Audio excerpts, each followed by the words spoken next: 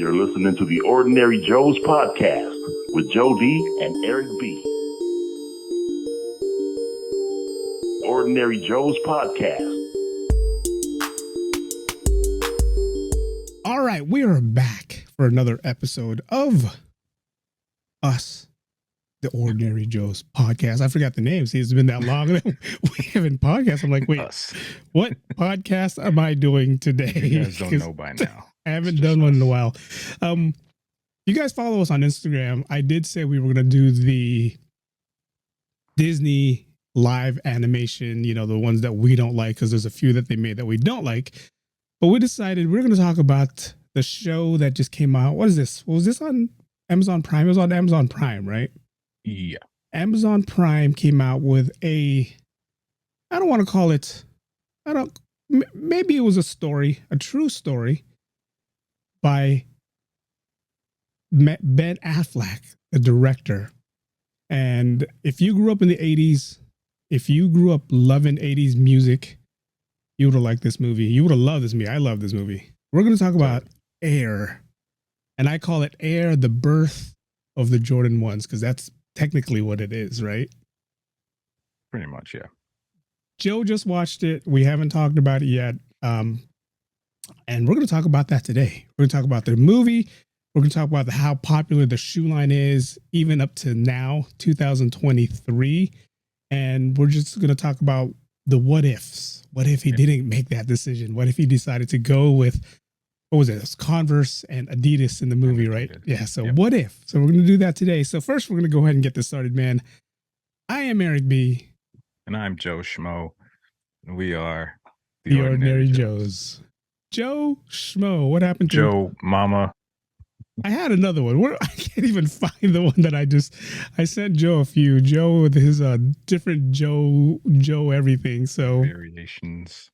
I like it though. I thought he was going to say Air Joe today. I'm always thinking. I wasn't prepared, actually. That was just improv. I forgot. The Joe Schmo part was like definitely obvious. I'm Joe Schmo. Remember, guys, Joe is he hasn't even slept yet, most likely, knowing Joe. Yeah, definitely been up, and like I was telling Eric earlier, I'm feeling a little under the weather, so please pardon my low energy, but I'm gonna try to kick it up for you guys because this is what we do.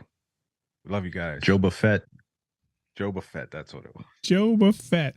There was another one. I got another one that I had. I just can't find it. It's here. It's in my sound. It's in my sound everything. Joe has like 3 or 4 that I use. So, all right, man, we're gonna talk about Air.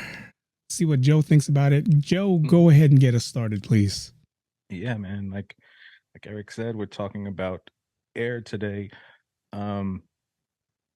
Like, you mentioned, it's kind of the origin of the Jordan 1, and also tells the story of how Nike was able to sign Michael Jordan. It may be to a surprise for maybe some of you younger listeners. Nike has not always been the Nike that we all know and love. The movie takes place in 1984, and right away they hit you with all this like 80s nostalgia. Yes. You're seeing images of movies and TV and commercials and songs, and so if you grew up in that time, it hits you right in the feels. That's right away that got my attention. Me right away. And it starts off. It starts off at Nike headquarters, and it tells you what the basketball sneaker market share is at the time, right? And Converse owned 54% of the market. Adidas, I think, was like 29%, and then Nike only had 17%. So they were like, I don't say the new kid on the block, but as far as basketball sneakers go, they were, because Nike was predominantly a running company, running sneaker company. So I was excited to hear about this movie, but I wasn't in a rush to watch it. Yeah. Normally, when you see like a star-studded cast with so many big names, that doesn't always work out the greatest. You know what I mean? Like it's like they spend so much on the budget for the actors that maybe they don't put too much into the writing or the story, Yeah. but that wasn't the case with this No. one. I'm just gonna jump right out and say I really like this movie. I've watched it twice Wow. in the last 2 days. Because it's not that long actually, or at least it doesn't feel that long. It's like What is the runtime? 114 minutes or something like that running time. I think it's just under 2 hours, something Yeah. like that. Yeah. Yeah. But it doesn't feel like it, and I don't know if that's because me and Eric, we always talk about growing up and sneakerheads, and especially Jordan. If Yeah. you watched basketball at all in the 80s and 90s, he probably beat your team if you weren't a Bulls fan. Yeah. So I was excited about this, and I was pleasantly surprised. Yeah. I'm not the biggest Ben Affleck and Matt Damon fan. I've Yeah. said that before in here. I didn't really come to like Matt Damon until maybe The Departed and The Martian. That's Yeah. when he kind of got me. But then I realized something about Ben Affleck. He is a very annoying person as Ben Affleck. Yeah. But as an actor, he really isn't all that bad. And as a Like, director too, right? Because he yeah, and as a directed this. director. Yeah. Yeah, was this? I don't know if you know. Was this his directing debut? Probably not, right? No. He's been around for a while. This is probably his first one he did on small screen, but he's did a lot on big screen. So Gotcha. Did he direct Argo? Because I really liked yes, that one. yes, Okay, he yeah. directed See, Argo. Yes, and that was when he kind of got me around. So, like I said, I kind of came into this a little hesitant, but man, I love it. yeah, Like I said, I think people had the assumption that Jordan came out, Nike signed him, right away. Yeah, and the rest is history. And it's nothing like that. They really show how Nike had to fight to get Jordan to come to Nike. I mean, yeah, they had to like pull out all the stops. They were competing with Converse, who at the time had Larry Bird and Magic Magic. Johnson. Yeah, So it showed how hard was it Sonny Vaccaro, Matt Damon's character had to work yeah, to try to get Jordan to sign. Um, but I was a little disappointed that the movie ended where it is. But before I even get to that, I want to see what are Eric's initial yeah. thoughts of the movie when you started watching. I was like you. I was like, I'm never gonna watch this. I don't want to watch it. It's one of those movies where, um, it's on Prime. I'm like, okay, I'll watch it whenever I feel like watching it. But um, I said, you know what? It's a Friday night. It literally just came out that weekend or that whatever that week was. I said, okay, let's go see what this is about. There was nothing on TV. I'm caught up with all the Disney Plus shows. I said, all right, this is an hour and 51 minutes. If it sucks, then I'll blame, Matt Damon and Ben Affleck, just like Joe. I feel the same exact way. I can't stand them as actors, but man, when they put out movies, you just can't help to like them for, who they are. Right. So I'm like, okay, let's see what this is about. Because growing up in the 80s myself, Joe hit it on the point. I just thought Michael Jordan was Nike through and through. Everybody in the kids in the 80s, especially my era, if you didn't have a pair of Jordans or Adidas back then, or even Converse back then, you were just whatever. But when Jordan took the market, everybody was like, you got to have a pair of Jordans. You got to have a pair. And that was probably the first pair of shoes that ever came out that was over $100, because everything else was like in the 80s or 60s or 70s. So when they took this movie, and shout out to Ben Affleck, who played Phil Knight, the president, the owner of Nike, who Phil Knight is a 100% runner. So for the running people, the running community, they know who Phil Knight is. They know what Nike was about growing up in the 80s. And when they decided, we'll do a backstory, we'll talk about how we got Jordan. Man, the little subtle details that they took in this movie that I did not know about made me like, it was that emoji with a head exploding, right? That's exactly how I felt in this movie. I'm just like, wow. And Joe was right. The all-star cast that they got. And I'm talking about, you're not talking about B actors. You're talking about Matt Damon, Ben Affleck, Viola Davis, Even Chris Tucker was in this movie. Jason Bateman was in this movie. You had these big guys, and Marlon Wayans, who plays George Raveling, who you're like, what's he gonna do here? What's his character gonna be? That little conversation they had in the restaurant, man, to me that was like, if they didn't have that restaurant, I don't think, Sonny Vaccaro would have been like, I'm doing it. I'm going to jump all over the movie, but I'm going to their house, whatever. Right. That little conversation he had with George Raveling, that turned the movie around. But man, this movie I loved a lot just because the nostalgia factor. Matt Damon made me believe he was Sonny Vaccaro. Ben Affleck made me believe he was Phil Knight. The guy who doesn't get a lot of credit in the movie, which I think should be, is Matthew Maher, who played Peter Moore. Yep. He's the one that decided, let's put this little logo on the top, outside part of the ankle so he looks different than everybody else. Because he's the reason why I believe Michael Jordan was like, damn, they put my name on the shoe, right? Actually, that was done later, before the shoe came out. When they originally showed it to Michael, it still had the Nike Air emblem on it. He went back and tweaked it because this was his baby. This was something like he says, it was something he always wanted to work on and make the greatest shoe in the world. And I mean, the rest is history, man. Yeah. No, I love the movie. I love the continuity that every actor didn't try to overact each other. In this movie, Jason Bateman played his typical, I'll be the asshole, but I'll also be the guy who kind of plays that back role of Matt Damon. Like, he didn't try to be the forefront. Lovable asshole. Yeah, he was. He was one of those guys. He was a character that surprised me the most because I thought, I was like, okay, this guy is going to try to, fuck over Sonny Vaccaro. He's going to do something that he's going to make himself look like the better person. But he just pretty much, if this is the true story of it, he just pretty much is like, dude, do what you got to do, and I got your back. Yeah. So. Yeah. No, absolutely. I was surprised by. I was surprised by all the performances except for Jason Bateman and Viola Davis, because for me, those are two of my favorites, and they always show up in whatever it is they do. I mean, she's in EGOT. She just won. She just took them all last year. Was that last year? 2022.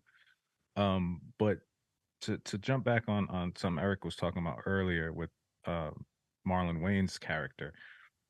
You see Marlon Wayans, also Chris Tucker. Yeah. You're expecting the comic relief. You're expecting the jokes. And although like Chris Tucker's character was funny, I didn't feel like he was necessarily trying to be funny. He wasn't Friday funny, right? Right. Yeah, he wasn't Friday funny, yeah. Yeah, it's just, just humorous. But sometimes, comedians who turn actors, they're always expected to just be the funny guy throughout the movie.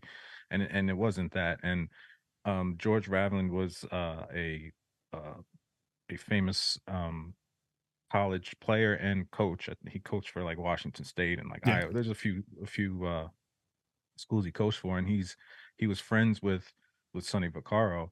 And there's this part in the movie that Eric was talking about that kind of inspired Sonny Vaccaro, where he, George is telling him that he basically was there for Martin Luther King's famous "I Have a Dream." I have a dream. Yep.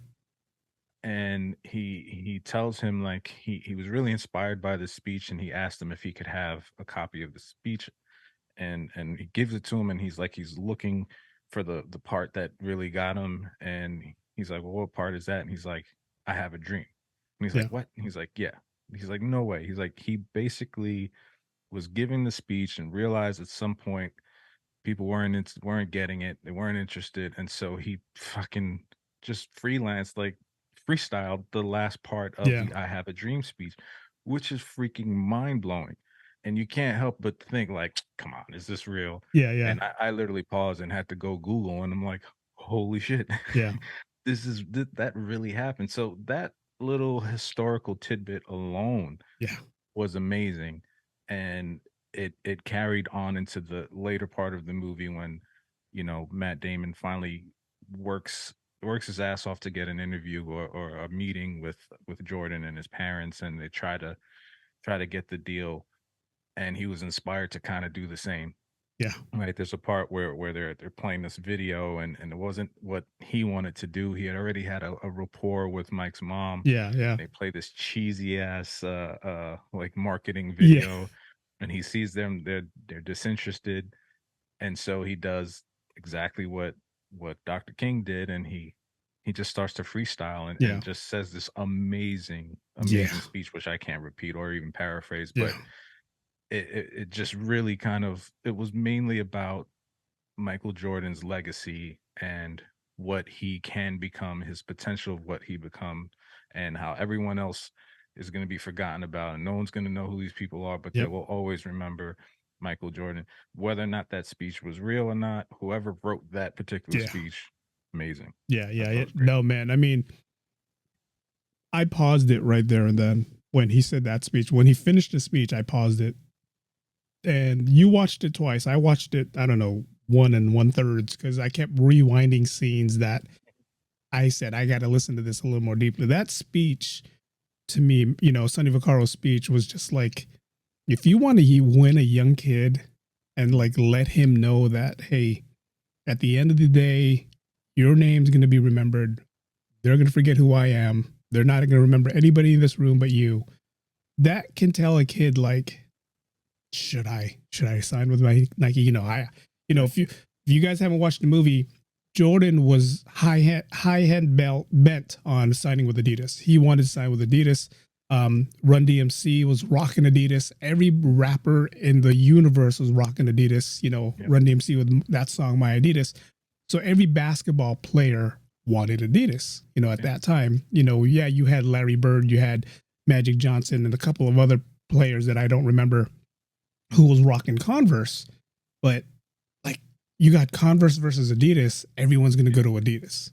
Yeah, Adidas was like the newer, younger, fresher. It's the hip, it's the shoes you wear if you're hip. And Michael Jordan was young, coming out of North Carolina. He's hip. He wants to be. And then there's the little things in the movie that I love. Also, was like they told us Michael Jordan wore Adidas during the Olympic Games, that he loves Adidas. He loves the way they feel. He loves how they make him feel low to the ground, that he's like walking on nothing. So those little things, I'm just like, wow, those are things we'd never heard of. When we bought Nikes or Jordans for the first time, we just bought them because, hey, Michael Jordan's wearing Jordans. And that was the first shoe. And I love how they wrote that in the movie was this was the first shoe ever made for basketball that had somebody's name on it, which was Jordan's. Because, you want to go back, Adidas did make Stan Smiths back in the days. But that was a tennis shoe. That wasn't a basketball shoe. Stan Smith wore tennis shoes.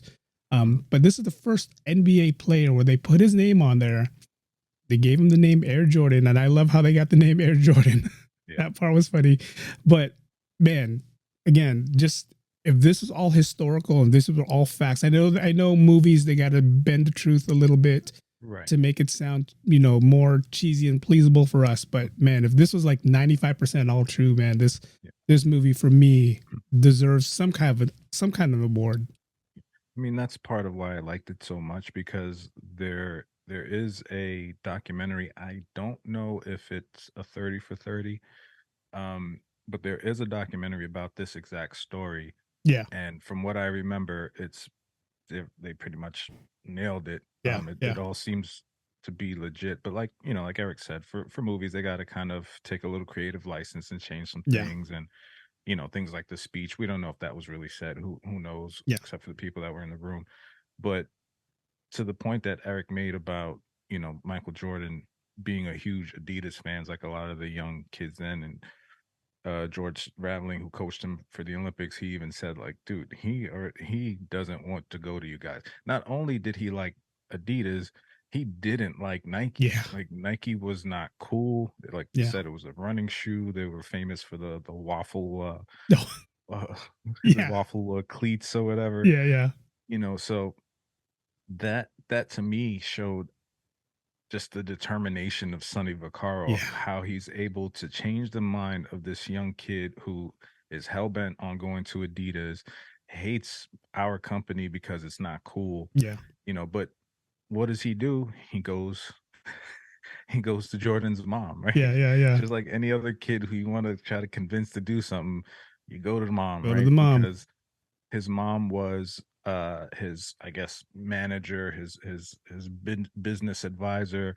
No decisions were made without going through The mom. her. So Yeah. I was gonna say Matt Damon. Sonny knew, if I can win over his mom, I can get him. And there's this great part where, he goes to he says he wants to call the parents, and everybody's telling him no, from Jason Bateman to Phil Knight. Like everyone he speaks to, they're like, do not call the Yeah. Chris Messina, who plays David Falk, Michael Jordan's agent. He's like, dude, do not freaking call. Like, Do guy's not hilarious. fucking call. Do not fucking go over my head. Yeah. So what does he do?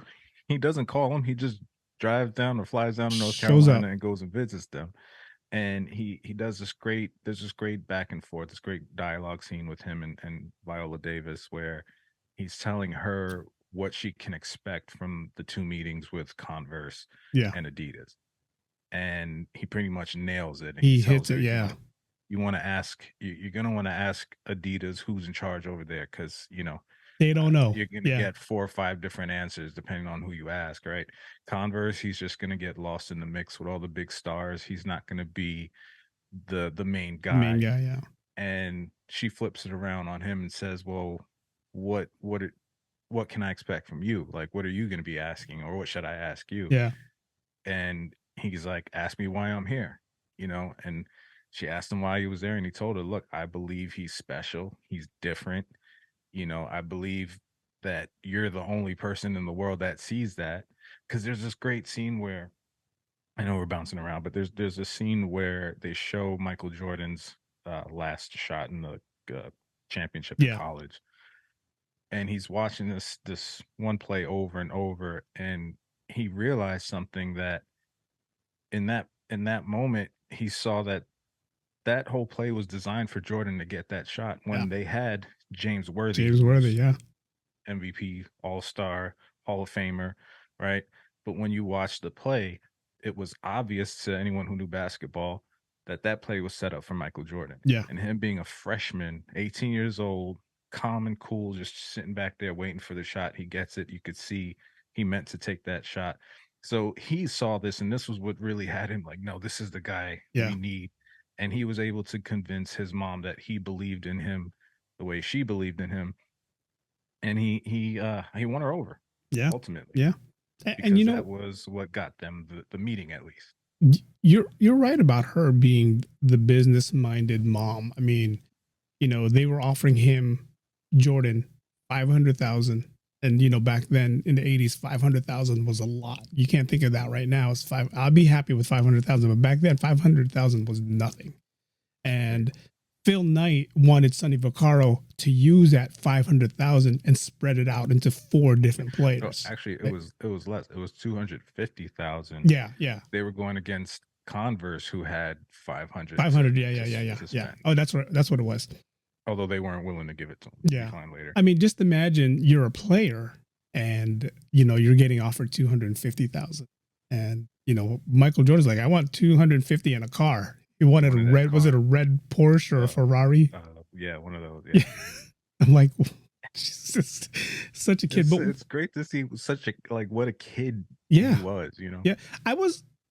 I wasn't disappointed that they didn't show, Damian Delano Young. I wasn't disappointed they didn't show his face. Because, us viewers would have been like, he looks nothing like Michael Jordan. They just got a body double. They just showed him from, from pretty much neck down, showed him from behind the head, which to me, I was okay with. I was reading a lot of reviews and people were like, oh, they didn't even give this young kid, a chance to be on screen. He was on screen. He just didn't show his face. I was okay with that. I did not like it, because we would have definitely been like, no, that's not Jordan. That's not Jordan at all. Jordan does not look nothing like that. It's like, but this guy, I mean, just for him to play the body double, doing these little acting things, being a body double is just as hard as trying to say lines, because you got to act a certain way. You got to walk a certain way. This little kid, this young actor had to act like a young Michael Jordan. So, I'm pretty sure he had to go back and like, okay, let's see how this guy walks. Let's see his demeanor when he's sitting down. All those little things. Mannerisms. Yeah. Yeah. No. No, I definitely agree with you. It didn't bother me that they didn't show him because I understood one, like you just said, Michael Mm, Jordan is this, even though he's still alive, he's this legend, this living legend, this kind of mythical basketball, character that we all know and love. And it's one of those things where it'll, like Eric said, it's almost impossible to do that role and not get, beaten up yeah. by the critics and all that. That was one. And the other thing too is watching this the second time around, I come to realize this really isn't a movie about Michael Jordan. It's really about Sonny Vaccaro and yeah, Rob Strasser and all Phil Knight and everyone at Nike and Yeah. what they had to do, what they put on the line, what Yeah. they risked, because it wasn't like they were the company they are now, making the money they are now. They Yeah. weren't, a household name like that. And so I think if they would have, put too much into Jordan and have this kid acting as Jordan, it would have maybe taken away a little bit from kind of what they were trying to tell, which Yeah. was like this is these guys' story. Yeah. Yeah. We know Jordan, we know what he did, we know who he is, but this was more like a, hey, did you know? This is what he It's did kind of a first. behind the scenes thing. Yeah. So I didn't bother me that they didn't show him.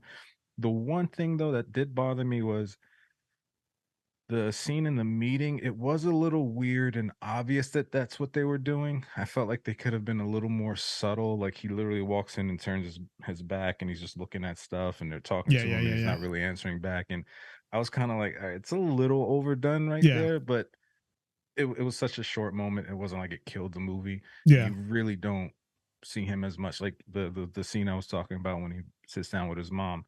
He's like, "Is he here?" She's like, "Yeah, he's here, but you don't have to meet him right now. Like it's not that time yet." So Dude, all those cool little things are that like, line right there.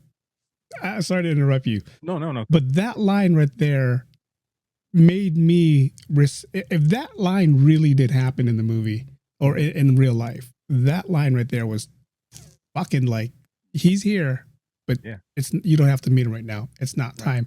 That little moment made it like, wow, Mm-hmm. she knows exactly what she wants for her son, and she's doing exactly what, Matt Damon's like, I respect that, or Sonny Vaccaro's like, I respect that, and I'm pretty sure in his head is like, I'll meet him one day. Yeah. No, he wasn't trying to be pushy. He wasn't trying to be like, oh, he's here. Let me meet him. Let me meet him. He wasn't like that. And Yeah. for her to be like, yeah, he's here. You don't got to see him right now. And I'm like, Yeah. wow. I mean, that little line probably went over a lot of people's head, but for me, I'm just like, I would have been that guy like, oh, really? Can I just talk to him like really quick? 1 minute. And that would have been the end of the Yeah. Like, yeah, meeting. we're signing with Adidas. Yeah. You know what got me about man, Adidas? The funny thing about Adidas is when Sonny Vaccaro was and Phil Knight, and then we're talking about Adidas, and they're talking about the downfall of Adidas. Like it's, the only reason why people are wearing it is because hip hop people are wearing it. Mm. I never knew Adidas was run or founded by a neo-Nazi. That's what they said in the movie. And it kind of made me wonder if Run DMC knew that when they were wearing the shoes. Yeah. So was that a protest to like, I'm wearing these shoes because of? I think they from when I saw about, because I love documentaries, and there was a documentary about Run DMC and Adidas, and no, this was something that came out years later. Okay. Like this wasn't like a known fact back then that Adidas When everybody was wearing them. Yeah, this was something, the internet age and people doing digging, and they find out his name is Adolf and he's from Germany, yeah. But another cool tidbit that I found out, that they don't mention in the movie, but I found out from just looking on the internet, is that his brother, look at me, I got an accent all of a sudden. His brother Rudolph, what's their last name? I don't know. Das Effects. You look it up. That's not his last name. But his brother Rudolph was the founder of Puma. Oh wow. Yeah. So this is a pretty big family in the sneaker game, and they're all run by Nazis. But it's funny you say that because Sonny Vaccaro does tell, Jordan's mom that that's a dysfunctional family. We don't know where they're going. So Right. if the brother, or as Joe says, the brother, if he was part of Adidas back in the days, he was just like, fuck it, you guys run Adidas. I'm coming up with my own stuff. And he came out with Puma, who, everybody knows Puma was a good breakdancing shoe. Everybody wore them with the fat laces. I used to wear them, but then realized these are too narrow of a shoe. Those European sneakers were just not good for people with flat feet. No, like myself. Flat fat feet. That's if you have the double F, the flat fat feet. Is it the triple F? The flat feet. The triple Fs. If you had that, then yeah, these narrow shoes. Like, I love Asics to death, but when you buy Asics, I have to buy that wide one. It's called the D wide length because the narrow one. Mm-mm. Yeah, FYI, for those of you who have the triple F, New Balance is a great line for people with fat feet. Flat fat feet. I have flat fat feet. New Balances are making a comeback, so yeah, I kind of like that. To was it Jack Harlow and who's the other white rapper? Action Bronson. They both have sponsorships with with New Balances. Okay. New Balance. So I guess they like the white rappers. That's their angle they're going with. That's how it is. McDonald's came out with a Jack Harlow meal. Oh, it's the double. It's a quarter pounder with bacon. That's that. Oh no, sorry, that's a Travis Scott meal. I'm sorry, Jack Harlow was something else. I guess I'm gonna have to go to McDonald's and find out for myself. Yeah, can I get the Jack Harlow? That's you guys heard it. That's Eric's homework for me. So I get to break my diet because I got to find out what the Jack Harlow meal is. Yes, and when Joe comes back next week and he's 20, 30 pounds overweight because he ate a whole week of McDonald's, please don't blame me. Like, I had to try them all. Scissor. Hey, I got there and they told me, no, they don't have a Jack Harlow, but they have a Lizzo meal. So I tried the Lizzo meal. Oh, man. But no, the movie was great, man. I mean, it was one of those movies that I really thought this was going to be in the movie theater. When they kept showing the commercial, they never showed Prime in the commercials. They never said coming on Prime. It just says coming soon, coming soon. And then the week that I saw it, or actually that same night when it says now streaming on Prime, I was like, oh, this is on Prime? Mm-hmm. I was like, first thing I do when I'm on TV, I check to see if there's anything I don't want to watch on TV. Mm-hmm. And then I put on whatever I want to stream. So there was nothing on TV that night. Again, it was a Friday night. Is either watch Air or watch a reruns of Hawaii 5-0. So I said, you know what? We're watching Air.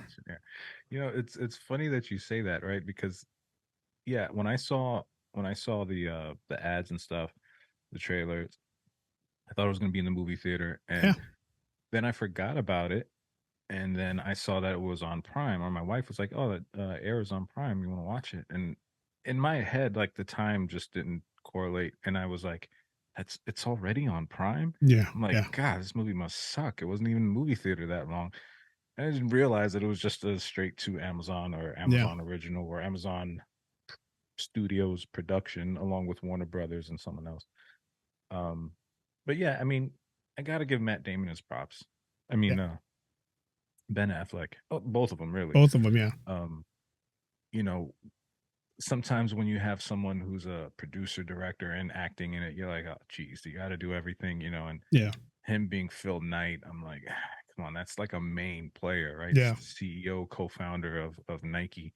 But if you know anything about Phil Knight, he's very eccentric. Yeah. He's like Eric said, he's a runner first. He's known for being in his office barefoot. There's pictures of him with his feet on his desk. And Ben Affleck, he played it pretty much to the T. Like, if you look up footage or any interviews or anything with Phil Knight, I mean, he nailed it. Yeah. And great story. I don't know who wrote it. I probably should have did more research. But the writer is Alex Convery.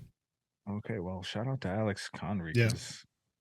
I mean, it's a really good story. For him to be the writer, how much homework did he have to do to like, hey, I'm talking to the real Sonny Vaccaro. I'm talking to the real Phil Knight. I'm talking to the real Rob Strasser. I'm talking to the real Peter Moore. And then even had to reach out to Dolores Jordan.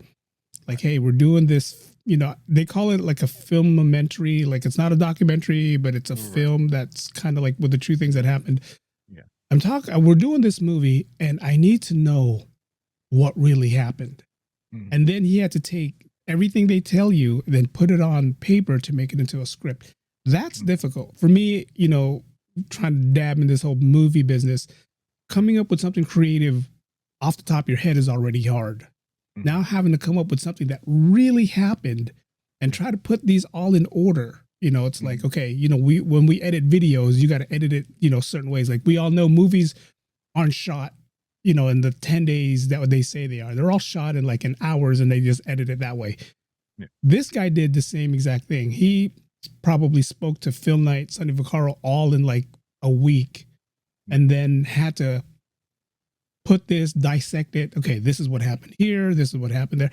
That to me was difficult. So shout out to him for actually getting out there and doing his homework and saying, this is what we're going to do. And this is how we're going to say it. Right. Yeah. I mean, totally. Like as a writer, if you're writing fiction, I mean, it's really kind of whatever you can imagine or come up with. But when you're writing a true story, you're kind of stuck within these guidelines because you can't go too far off of what really happened. So to be able to work within that and still make it interesting and engaging, I mean that's great. And unfortunately, he wouldn't have been able to be able to speak to Rob Strasser because I looked up, he died very young. He died at 46. Oh wow. Yeah, 1993, I believe it was. Okay. Jeez, that's sad. Yeah. I come to find out that he, at some point, left Nike and I believe went to Adidas. And this was around the time of the sneaker wars. So he flipped sides. So there's a lot of other stuff that could have been put in the movie that they didn't. And they didn't. And one of the things I was a little bummed out about, but I understood, when I first heard this movie was being made, I was like, awesome, I'm gonna get to see Tinker Hatfield. Yeah. Right. If you don't know who Tinker Hatfield is, he's one of the top sneaker designers ever. He was Nike's biggest sneaker designer at one point after Peter Moore. He designed the Jordan 3, which is an iconic Jordan. And that story is really interesting because the Jordan 3, Tinker and Michael, they saved Nike because even though the Jordan 1 was a great hit and the movie kind of ends after them signing Jordan and creating the Jordan 1, but the Jordan 2 flopped and Nike was on the verge of bankruptcy again. Right? So they needed to do something, so they brought in Tinker and he sat down with Michael. Jordan was actually going to leave Nike. He was done, and they saved it. And again, rest is history. So I thought we were gonna get to see that stuff, but after watching it, I understand why it wasn't in there because it wasn't about that. It was about signing Jordan and getting him on the team and making this iconic sneaker. Because as great as the Jordan 3 is, and it's my personal favorite Jordan, only because it was the first one I ever got. Yeah. It's nowhere near as iconic as the Jordan 1. Yeah.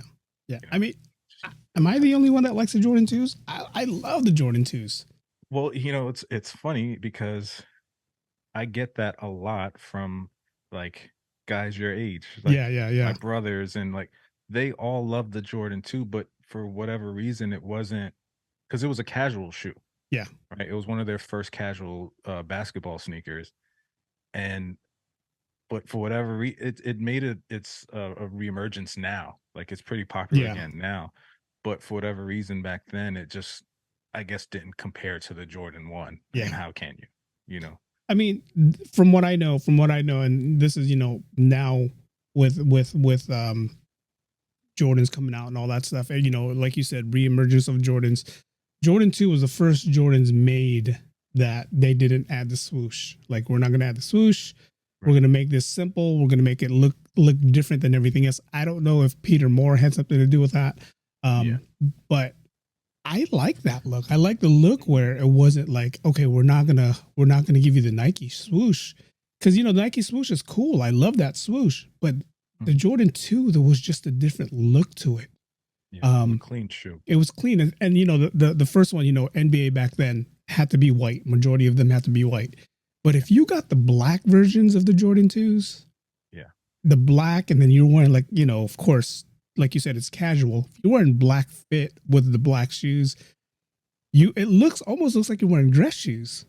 Yeah. So you're like, whoa, what are those? These are Jordans, and I love the Jordan 1s. Trust me, I never got a pair, only because when they decided to come out with them, the skaters was already wearing them. It became a skateboard shoe. The first Jordans I got, I'm like you, I got the Jordan 3s, was the first ones that I got. But I really wanted the Jordan 2s just because, and I wanted the specific black one, but they didn't have them. Of course, back then, everybody was, we had this kid in high school. This is when Jordans came out for me, was in high school. When Jordans got popular was in high school. We had this one kid, is a white kid, couldn't play basketball for worth shit. He was the worst basketball player, but he knew how to dress, and he always had the pairs of Jordans. Every Jordan that came out, he had them. And we come to find out his dad was like a senator for, whatever. So that's why he can afford all these shoes. But every time the shoes came out, he was always rocking these shoes. And like, of course the guys at school, like, oh man, you don't even play ball. Why are you rocking these Jordans? And then he's like, man, it's not about playing ball. It's just about rocking the look. And that's when the whole, I'm going to rock the shoes, even though if I don't play basketball, kind of came out. And then, you from New York, I'm sure it was big in New York when like, I'm wearing Jordans, but you can tell I don't play basketball. Yeah, no, I was that kid. Yeah. You talk to my friends, and it's a running gag now. Like all my buddies from back home, I did not play basketball ever. There could be 9 guys, and they just need one person to play to they could get a full court going, and I'm just standing there whistling, like waiting for them to finish. They're like, "Come on, like just stand there. You don't even have to do anything." But it was just, nah, bro. Like we'll go play some football after this, but I'm not playing basketball. But I had my Jordans, and I should say, my mom got me one pair of Jordans when I was, I think like 8 years old. The Jordan 3s. I'm saying 88, somewhere around there, 89. $119. Yeah. Okay. And we're talking about 1988. Yeah. 8-year-old getting $119 pair of sneakers, and not in the greatest of neighborhoods. When I tell you, these were like the only pair of sneakers I had for like the next 5 years. Like you better that, and this is partly why I've become a sneakerhead and why I take care of my sneakers, because it's like when these are the only sneakers you're gonna have for a while, you better take care of them, you better keep them looking clean, and God forbid anybody tries to take them from you. That wasn't happening. Yeah. Then I would have turned into a track star. Yeah. See the fastest running Jordans you ever seen in your life. Who's that basketball player? I don't know, but let's find him. It's funny.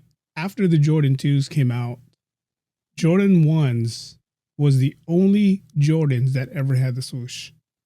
Because after Jordan 1s, the 2s, all the way up to, even if we go back now to the 34s, they never put the swoosh back on there. Yeah. And if it wasn't for Jordan saving the franchise, saving the company again in Jordan 3s, who knows what Nike would have done? Yeah. Who knows? They would have been like, put the swoosh here.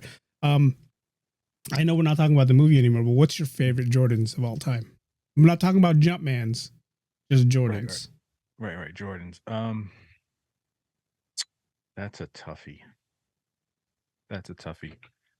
I'm going to put you on hold for 1 second. Yes. This is live, but you'll still hear me. Hang on. With Jordans, I mean, I'll tell Joe when he comes back, but with Jordans, for me, man, Jordans was a big thing for me. I mean, you got to remember, Jordans came out in the 80s. Jordans came out. I'm telling everybody why Jordans means a lot to me.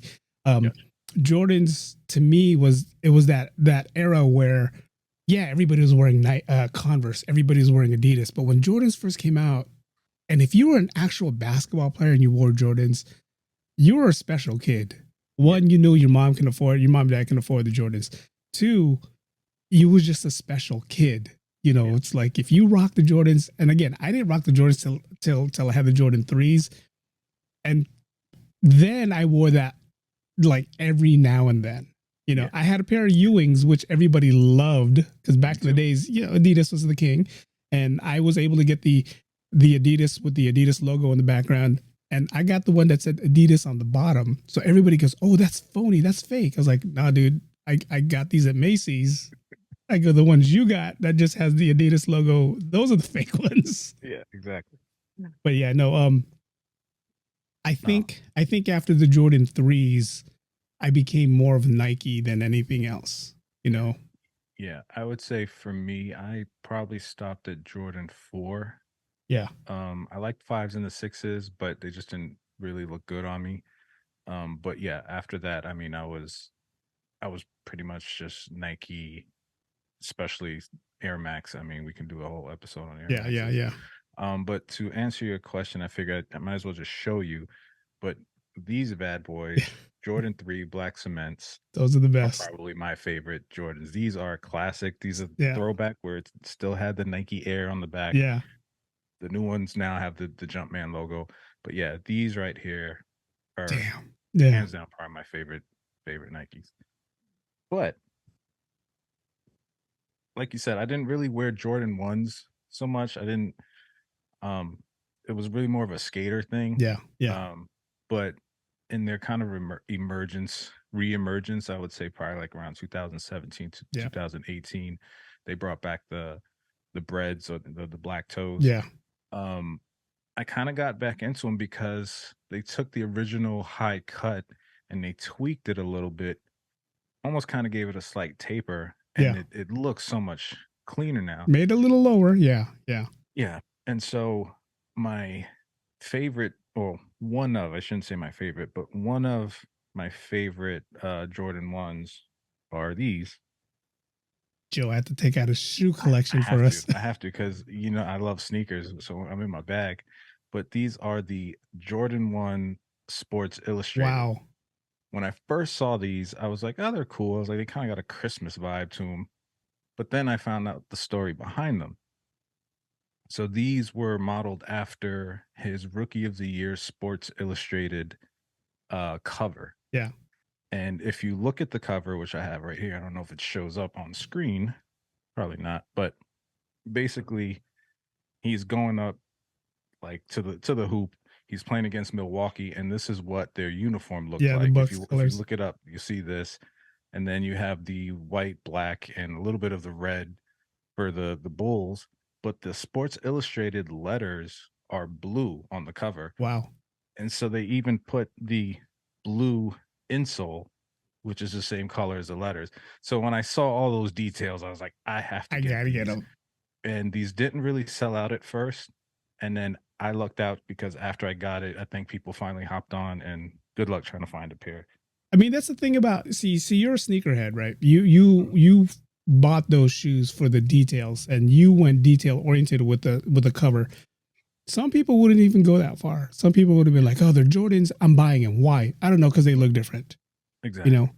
They look different. But you bought them because you saw the details in them, and you saw the details they put in them. You're like, hey, look, the blue is here. This is the green for the Bucks. I'm getting them, Yeah, which is cool. I love a good story, Yeah, yeah, backstory for a pair of sneakers. Like just people that are creative and get inspiration from yeah, something like that and do something cool with it. Like, and if you look at my Air Max collection, a lot of them are those. Like they may look a little weird or maybe overly simple with a few details. And when I kind of explain to people, well, this means this and this means that, they're like, oh man, that's pretty cool. I have a yeah, pair of Air Maxes, not to get off topic, but just kind of looks like this sort of geometrical patterns. And they're called Air Max 1 Tokyo. yeah. And people are like, oh, okay. Like, but when you look at it, they were designed after the subway system in Tokyo. If you look Oh at a wow. map of how the system looks, that was the pattern that they put on the sneakers. So it's just little things like that Yeah. that especially Jordan brand has started to do again that have really kept me with Nike all the See, way. those are the things that I don't. When I buy shoes, it's more about the comfort. First of all, it's all over look. But Jordan's not Jordan, sorry, Nike has kind of gotten to that whole like Air Maxes. For you, you love Air Maxes, but for me, Air Maxes, certain Air Maxes that I wear, that they're just too narrow. And you know, I bought these pairs of. It's funny because I bought a pair, and if you guys are into Poshmark, Poshmark is a great site where you can buy like used a lot of everything, right? Right. So I saw these Nike Air Maxes my size, and they were the USA edition, and the lady sold it to me for $40. $40. I'm like, oh, cool, $40. Then my son sees them where it's sitting around. He's like, hey, Dad. He goes, are you going to wear these? And I'm like, I was planning on it. But of course, you know, a teenager, he wants to wear it. Unfortunately, we have the same size. He takes them from me. But then one day I look in his room and I'm like, why is this boxed up? And, you know, why are you not, you said you're going to wear them. So he goes on a website called StockX. And I know you guys know what all StockX is. Mm-hmm. That particular shoe on StockX that I bought is worth like $600. Yeah. And he's like, I'm not wearing these. I'm going to wait for it to, you know, he goes, I'm thinking about waiting for it to go up 1,000 before I decide if I want to sell it or not. I'm like, I bought them for me to wear. How are you selling my shoe? Then he goes, when I sell them, I'll give you your $40 back. That's all he said. When I sell them, I'll give you $40 back. That's a true businessman in working. But then it just made me real. I'm just like, wow. Like I bought these shoes because I thought they were cool. One, they were my size. Plus, I thought they were cool and they were Air Maxes. Yeah. He wants them because of the price value of what they are. So, and he told me the same thing you told me. The red is for and the white, and you know, and this came out in this year, and you know, it's at the Air Max USA 2020. I think that's what it was. He said it was the last shoe they put out because of COVID or something like that. Gotcha. So it has that significant reason. That's why it's worth so much money. And I'm like, God, I didn't even think of that. Yeah. You know, for me, my love of Air Maxes, it's a love-hate thing now because for some reason, you know, Air Maxes were popular in the 90s. Yeah. Early 2000s, they exploded. New York, it's a staple. You had anywhere from Air Max 95, Air Max 1s, to Air Max 90s, you're gonna see a bunch of those if you visit New York. Yeah. I mean, that's just the style. That's the vibe. In the early 2000s, it really blew up, and you had so many of these kind of sneaker boutiques first emerging in New York. Yeah, and that's when they kind of became really popular, and then it died down, which I loved because I was able to get all the ones I want. But now they're popular again, thanks to Sean Witherspoon. And so now like we always talk about, we buy shoes, we buy Jordans, we buy whatever. We buy them because we like them. Yeah. We want to wear them. There's that new generation now, like your son, where they're just all about making a quick flip, making some money. And they just drove the prices up, and it kills me. And it's the same with Jordans. And, you know, watching this movie, just to go back to it, and the way what their expectations were for Jordan and him being with Nike and for the sneakers.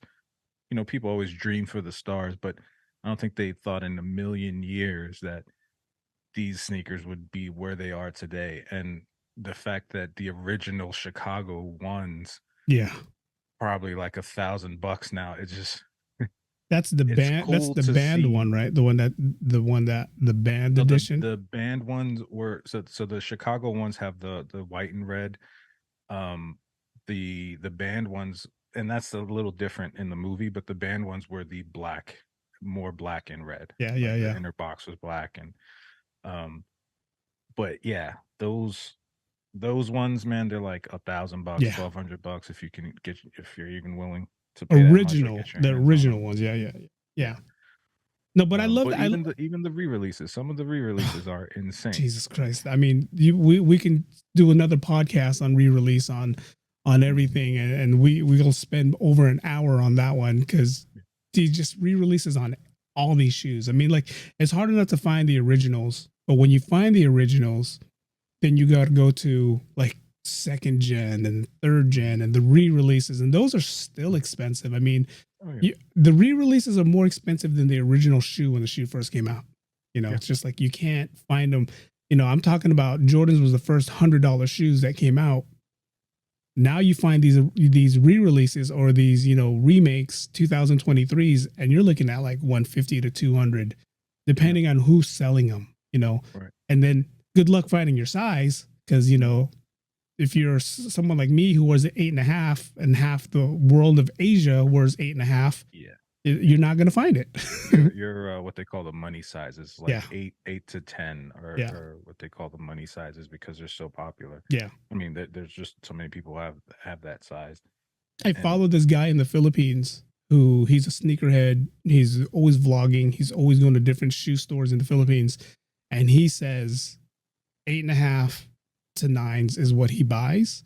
But he says he can never find those size anywhere in the Philippines, because everyone, he goes, unfortunately, everyone in the Philippines, they wear the same size. Yeah. It's usually, like you said, the money size. Yeah. And then you'll have these guys. If you ever look at online and you see these guys who are selling shoes, look at the sizes that they have. If they have a box of whatever, it's always like 7 to like 9.5. Nothing over that, because they know those are the size that people want. Yeah. Which sucks. And it's so freaking frustrating, man. Yeah. Yeah. I get, and it's crazy because, like I said, 2016, 2017, you could have got a pair of Jordan 1s easily for a good price.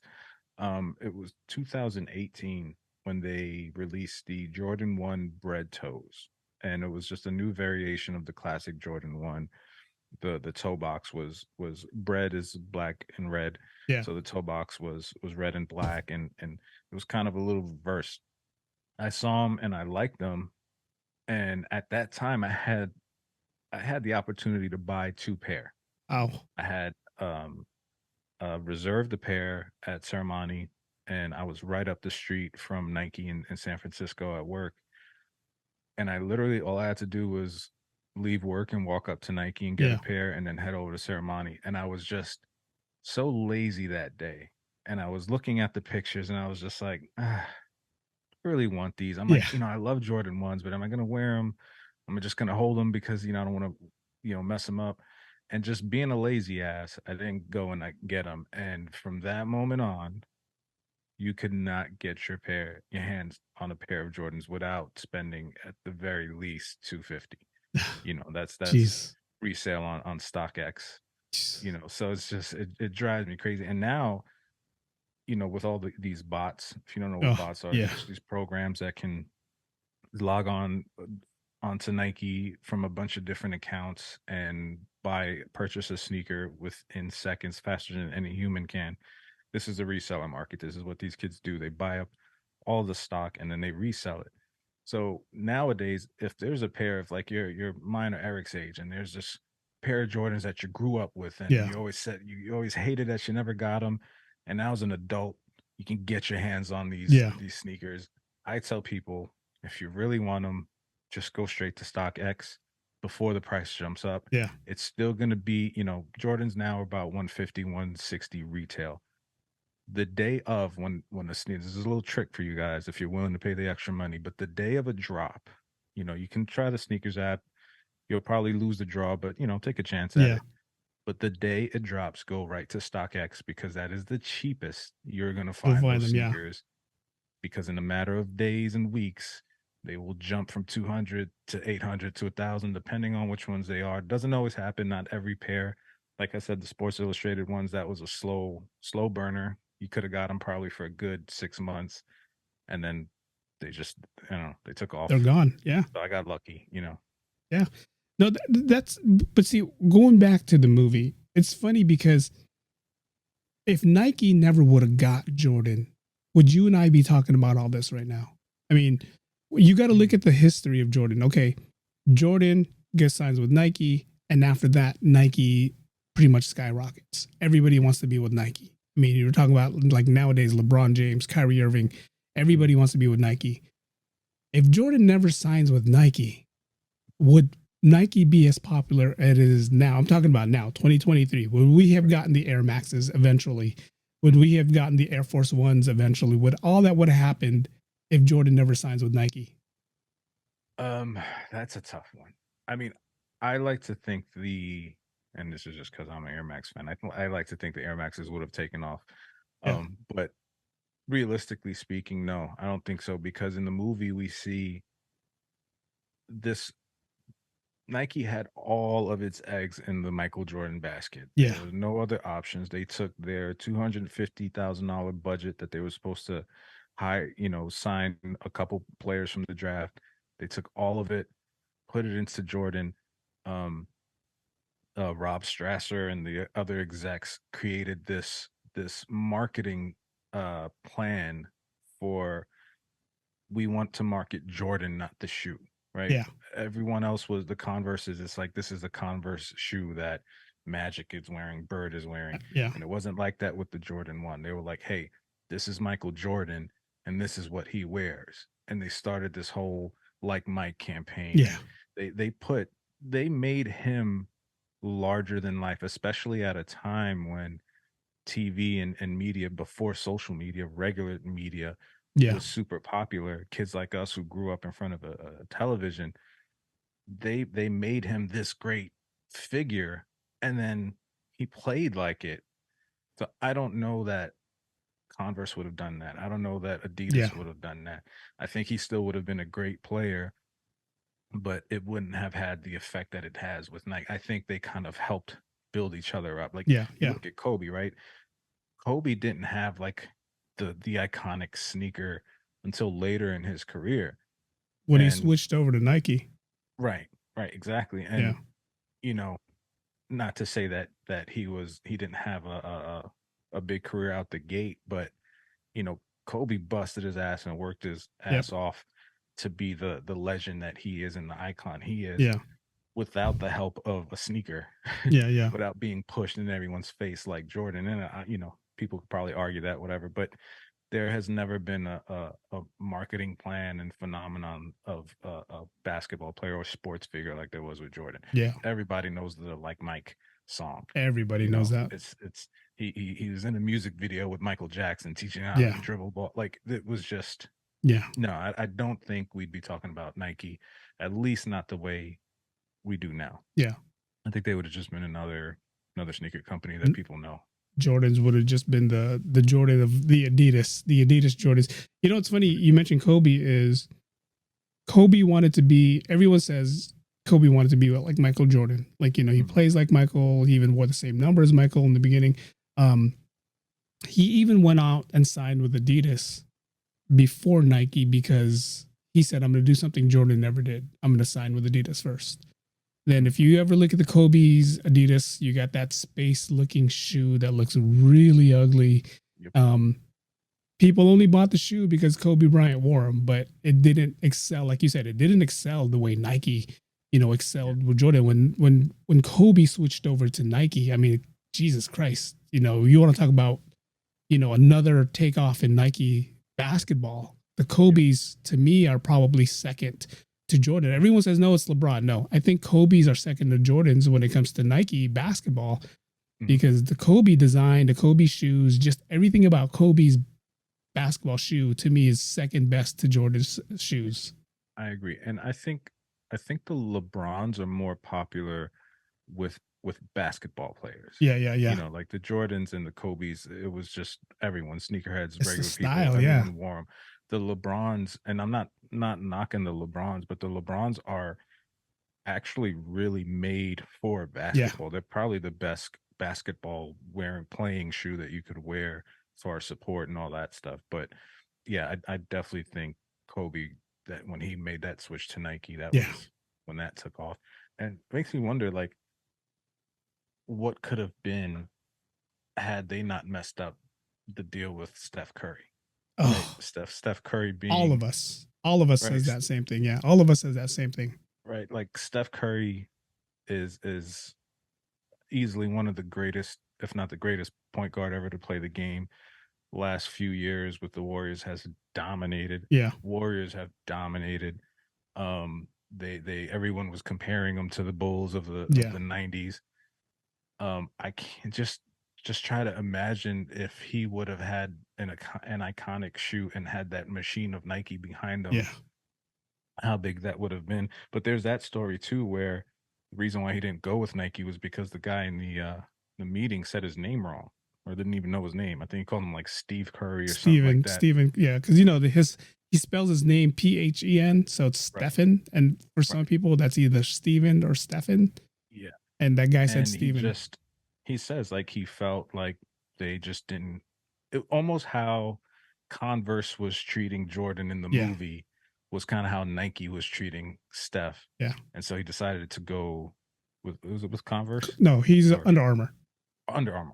Yeah. You know, to back up that story you're saying is Steph Curry, when he was leaving Nike, he was getting a lot of ankle injuries. He just had a major ankle injury wearing Nikes, you know, and so when he was going to re-sign with Nike, he wanted creative control on how he wants his shoe to look and be and act because of him, you know, to avoid ankle injuries. He's like, hey, can we do this? Can we do that? Nike said no. Yeah. Nike said no, sorry. And at the time, Steph wasn't the Steph Curry that we know now. Exactly. You know, Steph was like, he was there, you can see something. But if Sonny Vaccaro was still with Nike, Sonny Vaccaro would have been like, no. You got to get him. You got to do whatever you can to keep him. But Steph Curry said, all right, I'm leaving Nike because Under Armour is giving me that creative control. They'll help let me design whatever. Yeah, Nike dropped the ball on that one. I mean, but I also think and one dropped the ball with giving him a little too much creative control because those are probably the ugliest. One of the ugliest pairs of sneakers. Who's and what? It's Warriors fans, but they look Under Armour. Makes sense. Under Armour, yeah. It makes sense what you said with his whole ankle injury because they look like a pair of orthopedic shoes. Yeah. Like there's something you would probably get your granddad in the nursing well, you know, homes. Like, the Curry ones and the twos were the best. You know, the first ones that came out, the second ones, those were the best. When they started becoming that low top, and you know, I don't know what it is with basketball players and wanting to rock low top shoes now, and they just wear the ankle brace and all that stuff. Because you know, back when even now, if I play, I need a pair of some ankle support. Because you know, I'm not a true basketball player, so I'm gonna roll my ankle. But these guys now, if you watch the NBA, like these guys are wearing like mid cuts, low cuts. I'm like, how are you guys surviving with these shoes and not rolling your ankle? Well, a lot of the technology now, especially with basketball sneakers, and if you go on Nike's website, it explains a lot of the technology. Yeah. Although they look like they don't give a lot of support, there's a lot of balance now within the sole itself. So when they make those cuts, it almost shifts with their weight, sort of. So they don't roll, and it's insane. I mean, they literally have scientists making sneakers now. Nike, you need to invite me over and prove me that that's correct, because I'm a fat ass dude that if I went for a rebound and I landed wrong, I am rolling my ankle, and I'm gonna be one of those guys. If I land like this, I'm rolling them on both sides because there's no way. There's no way. I mean, you know, I do trust the technology. I mean, you know, I'm a Nike head. You know, everything that I have except for my Crocs that I wear are Nike. You know, and you know, Kanye West couldn't get me into Yeezys. Kanye West couldn't get me into all those shoes. Nike to me, like you said, Nike to me is still the shoe that it's my go-to. You know, and you know, I tried the different types. I tried the Adidas. I tried the Yeezys. I'm like, yeah. It just doesn't feel right. You mention Yeezy because his, in my opinion, and I feel like most of the sneaker world, at least real sneakerheads' opinions, his sneakers that he did with Nike are his best sneakers. Like, so Kanye started with Nike and he did, I don't know, 2-3 pairs of sneakers. He even has an unreleased pair of Air Max 1s that are freaking amazing, but there's only like, I don't know, 1 or 2 pairs out there. Those sneakers, his Red Octobers, his original Nikes. I mean, it's crazy to say we're talking about tens of thousands of dollars that these sneakers are worth. Yeah. And then he went off to Adidas and did his weird ass shoes over there because they let him do whatever he wanted. But when he was with Nike, that was his best work. There's just something about the people over there, the designers, the products they put out there. It's not just, you know, there's a lot of people that say, oh, you just like the name, it's because it's popular. It's like, no, there's a reason why they're popular. Like Adidas, I have a few pair, rarely ever wear them.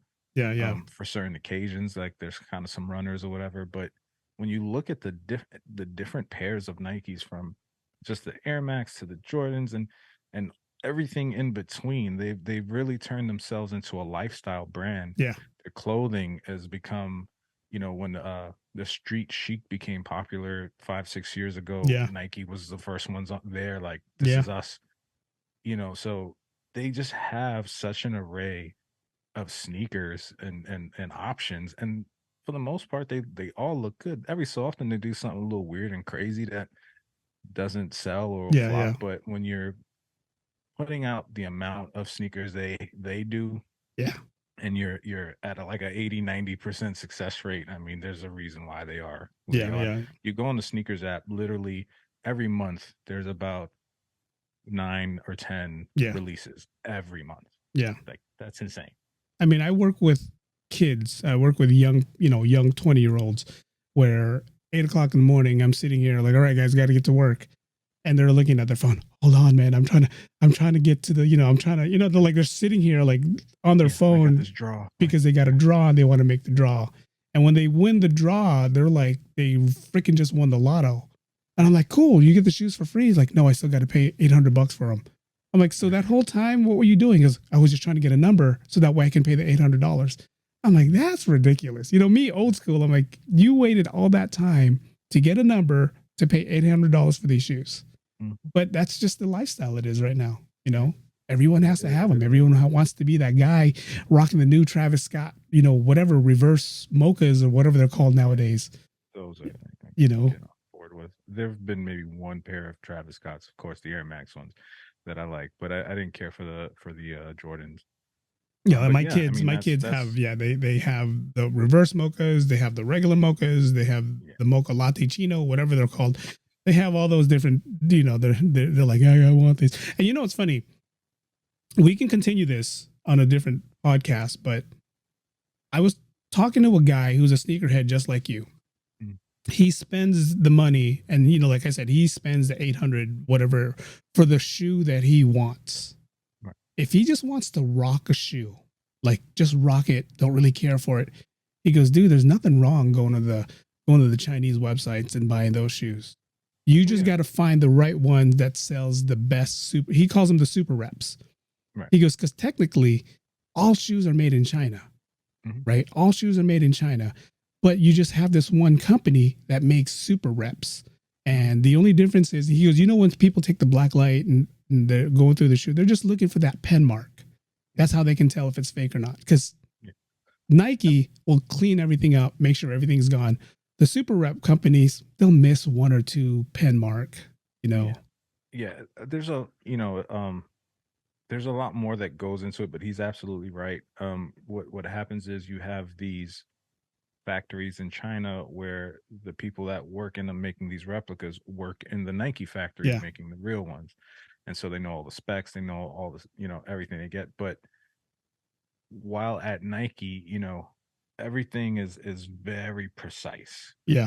Like, just give you an example, right? They'll say like the gap between the swoosh and the eye line part right here has to be 3 centimeters, and there are people out there, especially the ones that work at StockX, that look for this and say, well, no, these are fake because it's a half an inch off, or if you don't care about that stuff, go buy the knockoffs, because they make really good knockoffs, really good quality, that unless somebody sees you in the street and they're going to drop down to the floor and pull out a ruler and a black light and the magnifying glass, who cares? Yeah. You know what I mean? Now, don't get the obvious fakes that look like patent leather and they're super shiny, and it doesn't say Nike, it says like Mikey on it or something. Like don't get those, because then you're just gonna get abused. But me personally, I would, if I could get my hands on those, but like even those now are starting to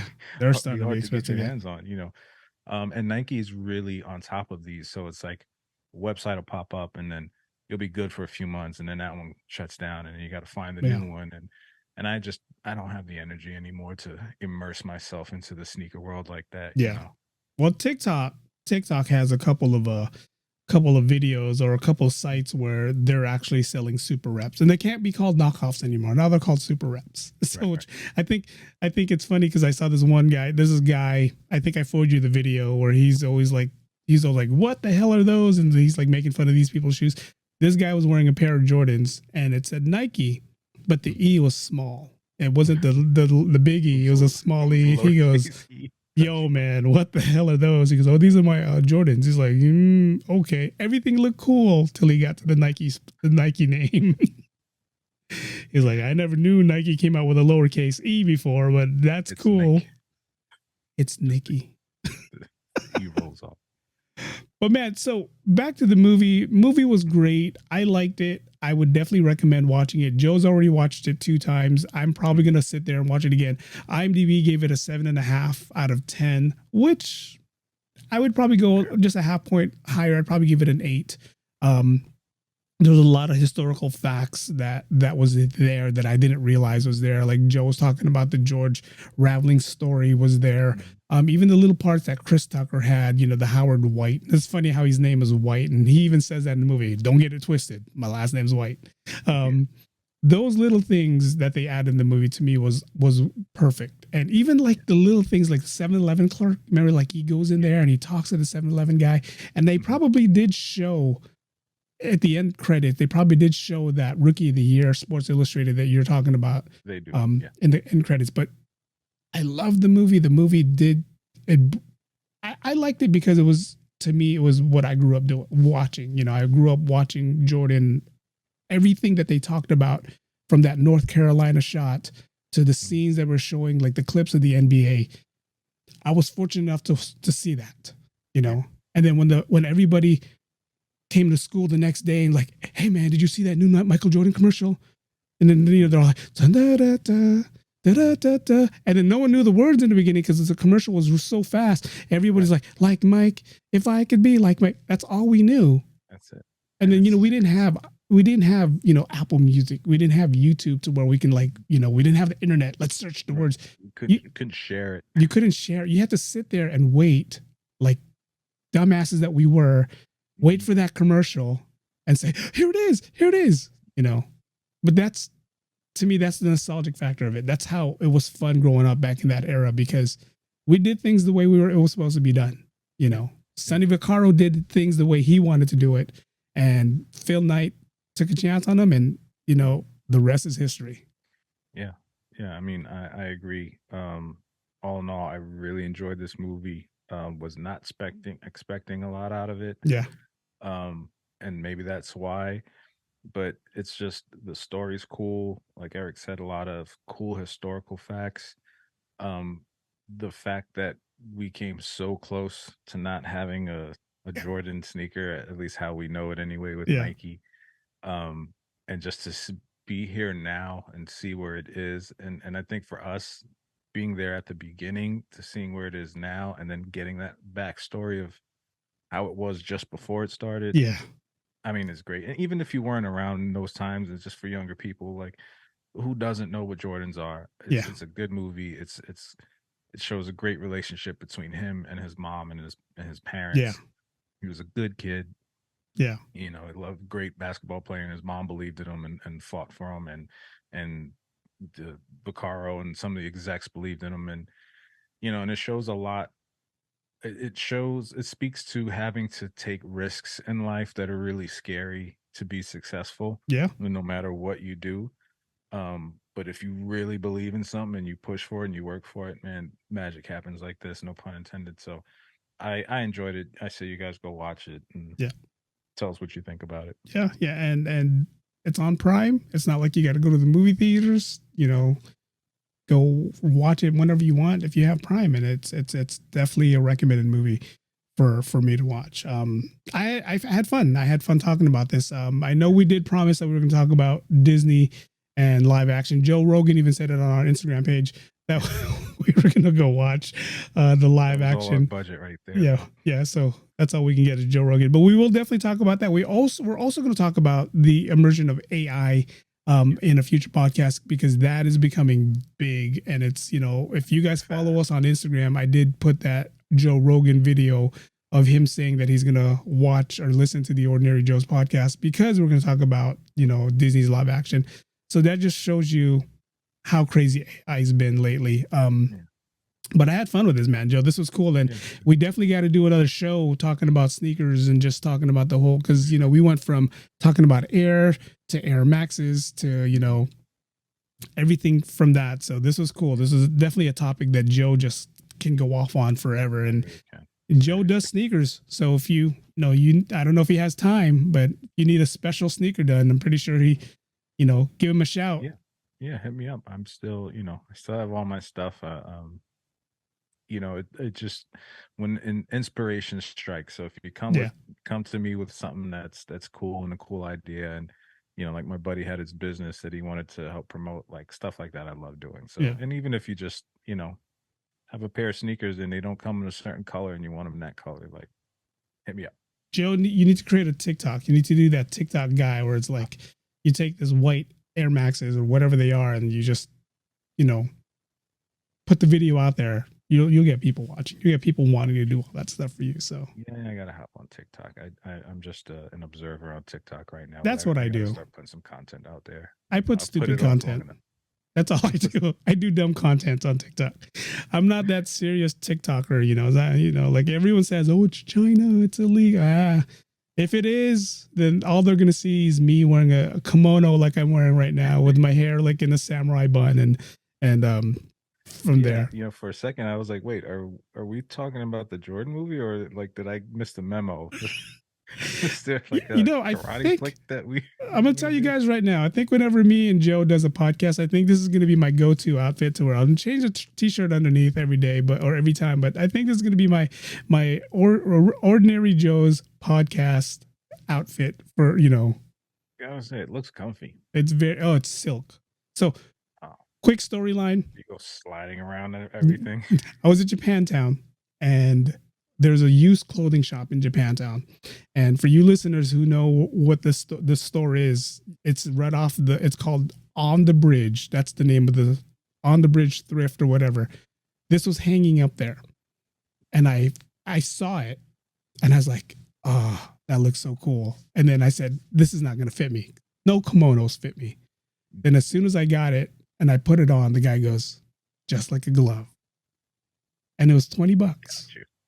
It was $20. And the thing was, this kimono is worth $350. Wow. When I looked it up, it's I forget the name of the brand, but it's like something kimono. And I looked it up and I'm like, this is a $350. And of course I'm not going to tell that guy that, right? Yeah. I need to go shopping with you more. You keep getting the deal. So I bought it. And then the only thing missing is the rope that's behind it. So I'm in the search for the rope. For you guys who knows where I can find a vintage silk. It's vintage. That's what it is. It's vintage. And it's funny because I said, oh man, there's like all these samurais on there. And then my coworker goes, that's not samurais. Where are they? She goes, those are geisha girls. Or is it? I think I see her. Yeah. They're like, they're not samurais. They're geishas. I'm like, oh, okay. They're samurais to me. You know what? You just be like one of the titos too. Just get like a regular rope from like the garage and just tie it around there around your waist. Like, that'll work. And yes, I am wearing pants underneath here. Okay, guys. For you guys are like, Joe's like silk is just moving around. Yeah. Do you notice when he went to go get his shoes, he slid out to the side? He didn't stand straight up. Got it. Can't get banned by YouTube. All right, guys, this has been fun. We have been busy. We've been doing a lot of different things. Definitely go watch Air. It's a good movie. Ben Affleck surprised me with his movie. Matt Damon, I don't like the guy, but he always knocks it out of the park with whatever movie he does. So watch the movie. It's a cool movie. That's it, man. We'll be back either next week or the week after. Not a lot going on for me. We'll see how Joe's schedule is. Things happen last minute. So, Joe's been working a lot of overtime. Yeah. I'm getting ready for graduation. It's been a tough couple weeks for all of us. Season, so. It's wedding and graduation season. Yeah, it is. I've got a few of those and a baby shower somewhere in there too. So. Oh, good luck. So we'll make time for you guys. We'll make time. All right, guys. Until next time, thank you guys for watching. Join us next week. We'll be back with another episode of the Ordinary Joe's podcast. Until then, See ya. You're listening to the Ordinary Joe's podcast